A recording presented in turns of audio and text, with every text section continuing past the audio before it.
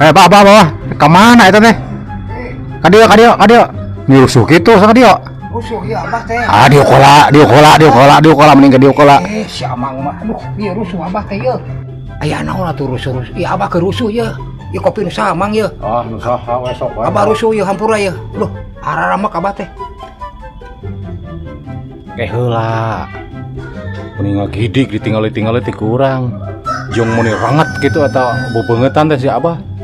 Aya naon nek jeung rek ka mana teh meni jika nu ranget gitu jika nu keur nafsu ngagugudug wae abah atuh. Ka mana? Mang, hampura abah moal lila. Amak memang keramak abah.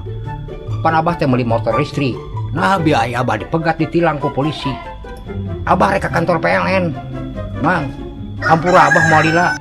Naon make jeung rek ka kantor PLN sagala rek naon nek mayar listrik atau rek masang listrik ari abah. Ujug-ujug rek ka kantor PLN ngagugudug amok gitu rek naon? Si Kasep rek nanyakeun abah mah rek minta tanggung jawabna ka PLN. Lain naon, aya nu berhak di jalan nilang motor listrik abah nah polisi nah PLN. Tah rek kadinya abah teh. La ilaha illallah. Gusti nu agung. Perkara motor listrik ayeuna rek datang ka PLN bertanggung jawaban. Aduh, dasar hal.